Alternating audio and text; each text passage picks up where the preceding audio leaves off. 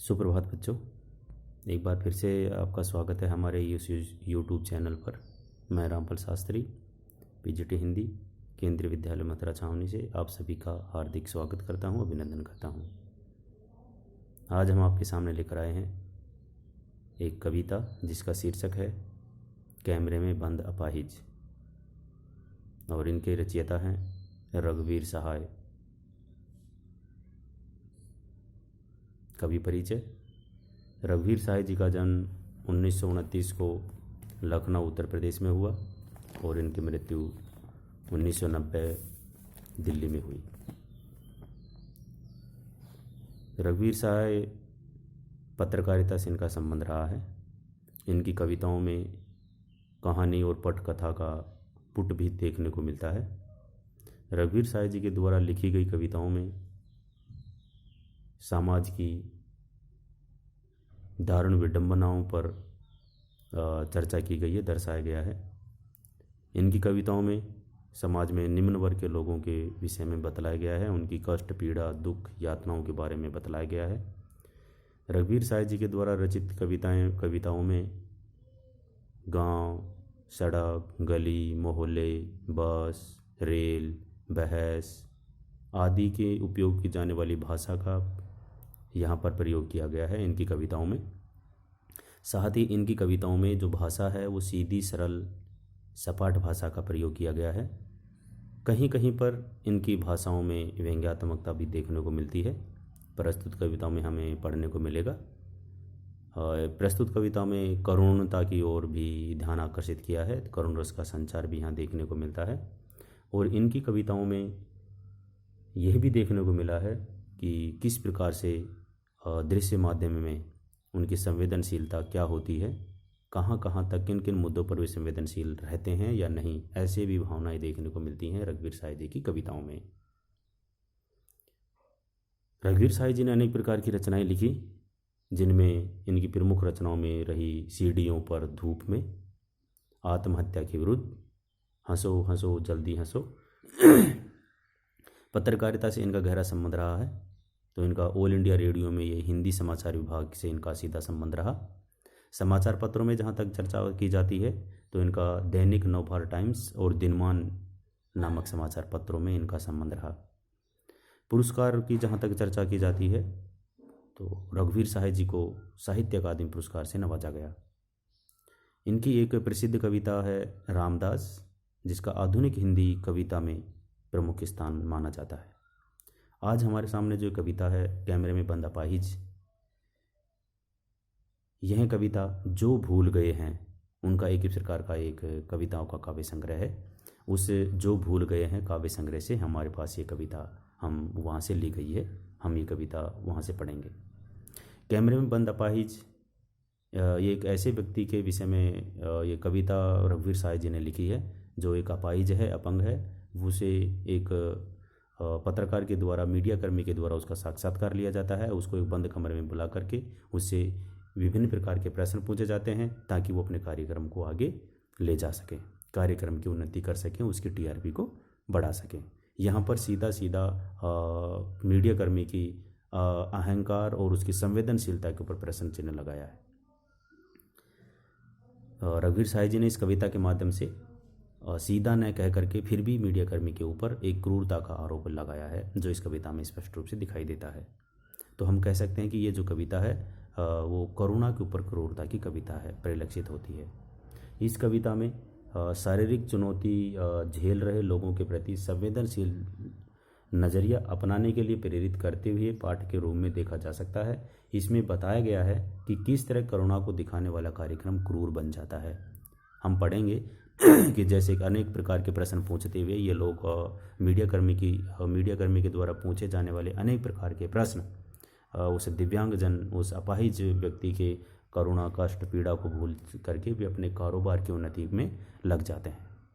तो ऐसे प्रेरित है हमारी ये कविता आज की कैमरे में बंद अपाहिज। आइए हम इसके आदर्श पाठ की ओर चलते हैं। ध्यान देंगे आप सभी। इसका आदर्श पाठ, जैसा कि हम पहले बता चुके हैं कि यह जो कविता है वो सीधी और सरल, सपाट भाषा में लिखी गई है, छंद मुक्त कविता है। इन बातों का आपको ध्यान रखना होगा। कैमरे में बंद अपाहिज। दूरदर्शन पर हम बोलेंगे हम समर्थ शक्तिवान। हम एक दुर्बल को लाएंगे एक बंद कमरे में, उससे पूछेंगे तो आप क्या अपाहिज हैं? तो आप क्यों अपाहिज हैं? आपका अपाहिजपन तो दुख देता होगा।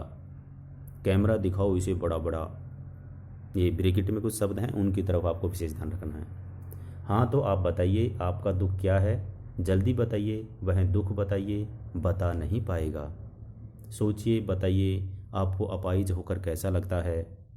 कैसा यानी कैसा लगता है। हम खुद इशारे से बताएंगे कि क्या ऐसा। सोचिए, बताइए, थोड़ी कोशिश कीजिए, यह अवसर खो देंगे। आप जानते हैं कि कार्यक्रम को रोचक बनाने के वास्ते हम पूछ पूछ कर उसको रुला देंगे। रघुवीर साहिब जी आगे लिखते हैं, इंतजार करते हैं आप भी उसके रो पड़ने का। यह प्रश्न पूछा नहीं जाएगा। फिर हम पर्दे पर दिखलाएंगे फूली हुई आँख की एक बड़ी सी तस्वीर, बहुत बड़ी तस्वीर, और उसके होठों पर एक कसमसाहट भी। आशा है आप उसे उसकी अपंगता की पीड़ा मानेंगे। एक और कोशिश। दर्शक धीरज रखिए, देखिए हम दोनों एक संग रुलाने हैं, आप और वह दोनों।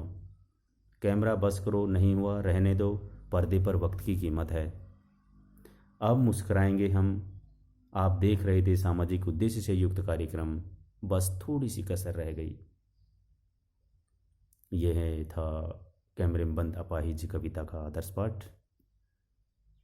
आपको अच्छा लगा होगा।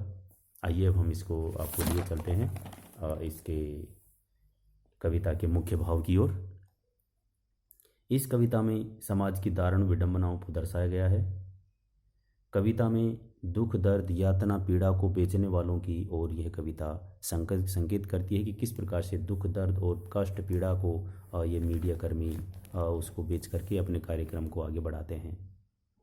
और इस कविता में छोटे और कमज़ोर लोगों की महत्ता को प्रदर्शित किया गया है कि एक अपाहिज व्यक्ति किस प्रकार से वीडियो में आकर के अपने दुख दर्द को सहन करता हुआ भी शांत भाव से वहाँ बैठा रहता है। यह कविता, इस कविता में जैसे पहले ही बताया गया है कि हम पत्रकार स्वयं अपने आप को समर्थ और शक्तिवान मानता है, और वो कहता है कि हम समर्थ, शक्तिवान, और हम लाएंगे एक दुर्बल को बंद कमरे में। वह एक अपाहिज व्यक्ति को दुर्बल और कमज़ोर मानता है, जबकि वह स्वयं को समर्थ और शक्तिवान मानता है। तो यहाँ पर कैमरामैन का या कहें मीडिया कर्मी का एक अहंकार परिलक्षित होता है। तो इन पंक्तियों में कवि कहना चाहता है कि मीडिया कर्मी, पत्रकार अपने आप को समर्थ और शक्तिमान मानता है, क्योंकि उसके पास सारे उपकरण हैं, मीडिया है, दूरदर्शन है, और वो जो मन चाहे अपने कार्यक्रम को आगे बढ़ाने के लिए, जिस मर्जी से दर्शकों को लुभाने के लिए साक्षात्कार जिसका लिया जाता है उससे विभिन्न प्रकार के प्रश्न पूछ सकता है, जिनका कोई औचित्य नहीं रहता है। आगे ही उन्होंने लिखा है कि वह जो मीडिया कर्मी होता है वह उससे अनेक प्रकार के प्रश्न पूछेंगे कि आप अपाहिज हैं, क्यों अपाहिज हैं, आपकी अपाहिजपन का दुख होता होगा, जिसका कोई मतलब नहीं होता है। यानी यहाँ पर मीडिया कर्मी को चाहिए कि वह उसके दुखों के, कष्टों के बारे में इस प्रकार पूछे कि आपको क्या इनसे किस प्रकार से पीड़ा हुई, उसके बजाय यह उसके कष्टों को गिनाने के बजाय यह उन कष्टों से अपने कार्यक्रम का की ओर लोगों का ध्यान आकर्षित करना चाहते हैं, जिससे उसे कार्यक्रम को सफलता मिले, जबकि उसके दुख और दर्द से उसे किसी प्रकार की कोई चिंता नहीं होती है।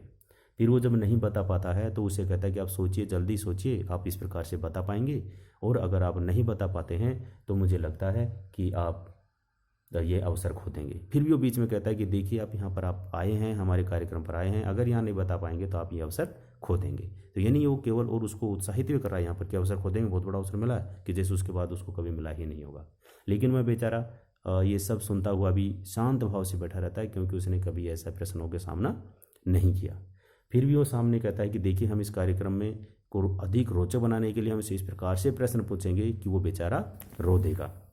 और ये दर्शकों से कहते हैं कि आप भी देखिए, ध्यान रखिए, आप भी उसके रो पड़ने का इंतजार कर रहे हैं। और ये कहता है कि ब्रैकेट में दिया कि हम आपसे प्रश्न नहीं पूछेंगे, अर्थात वो दर्शकों से इस प्रकार से बातें कहना चाह रहा है कि आप भी उसके दुख में दुखी हो जाइए और थोड़े रोने की कोशिश कीजिए। यदि वो दर्शक रोएंगे तो उनके कार्यक्रम के प्रति उनकी लोगों की रुचि बढ़ेगी और उनका कार्यक्रम सफल हो जाएगा।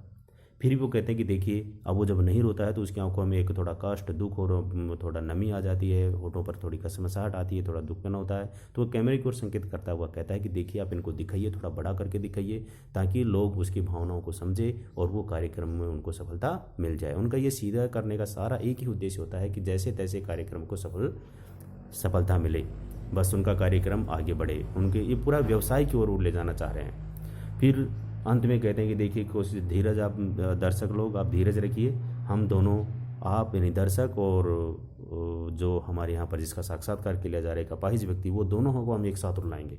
लेकिन वो इतना सारे प्रश्न पूछने के बाद में भी जब वो नहीं रो पाते हैं तो फिर वो कैमरे की ओर कहता है कि नहीं बस करो, अब ये सब नहीं होगा, क्योंकि यहाँ पर हम इन लोगों को ज़्यादा देर बिठा करके नहीं रखेंगे। हमारे पास यहाँ पर पर्दे पर समय की कीमत है। देखिए वो यहाँ पर पर्दे पर तो समय की कीमत आ रही कि व्यवसाय उनका आगे बढ़ रहा है कि कम हो रहा है। एक व्यक्ति किस प्रकार से उनके प्रश्नों का सामना करते हुए यहाँ बैठा हुआ है, उसके दुख कष्टों की कोई चिंता नहीं रहती। और वो कहते हैं कि नहीं, हमारे पास वक्त की कमी है। और भी कह रहे हैं कि अब आप मुस्कराएंगे कि आप सामाजिक उद्देश्य से युक्त कार्यक्रम देख रहे थे कि थोड़ी सी कसर रह गई। तो यहाँ पर देखिए इस कार्यक्रम का जिसका कोई कहीं औचित्य नहीं है, बेचारे दुख कष्ट पीड़ा झेल रहे एक अपाहिज व्यक्ति के को यहाँ बुला करके उसका सीधा सीधा उसके दुखों को उकेरा जाता है। और उस कार्यक्रम को कहते हैं कि एक सामाजिक उद्देश्य से युक्त कार्यक्रम है, जो कि ये गलत है। ऐसा कोई भी कार्यक्रम जिसमें सामाजिक उद्देश्य, कोई भी एक सामाजिक उद्देश्य नहीं है, केवल और केवल उनका अपना एक कारोबार व्यवसाय को बढ़ाना होता है, उसी को लेकर के ये सारे इस प्रकार का आयोजन ये करते हैं। लेकिन हमारे यहाँ पर दूरदर्शन पर ऐसे सभी कार्यक्रम इस प्रकार से नहीं होते हैं। कुछ एक कार्यक्रम जो होते हैं जो केवल और केवल अपने चैनल को आगे बढ़ाने के लिए, इस प्रकार से दर्शकों को रिझाने के लिए ऐसे कार्यक्रम का आयोजन करते हैं। जबकि हमारे यहाँ पर दूरदर्शन का बहुत बड़ा महत्व है। वर्तमान में भी महामारी के इस समय में कोविड-19 जब पूरे विश्व पर फैला हुआ है, तो उसको कवरेज देने के लिए भी छोटे देहात गांव तक भी मीडिया कर्मी की पहुंच है और सभी तक बराबर बराबर उनका कवरेज देते रहते हैं। लेकिन कुछ ऐसे होते हैं कि वो केवल और केवल दुख कष्ट और पीड़ा में केवल और केवल दिखावा करते हैं संवेदनशीलता का, जबकि वे संवेदनशील नहीं होते। तो ऐसी ये हमारी कविता थी, कैमरे में बंद अपाहिज। आशा है आपको समझ में आई होगी। आपके अमूल्य सुझावों की हम प्रतीक्षा करेंगे। कमेंट बॉक्स में लिख करके आप अपने सुझाव हमारे तक भेज सकते हैं। प्रश्नों के लिए हम अगले अंक में संपर्क करते हैं। धन्यवाद।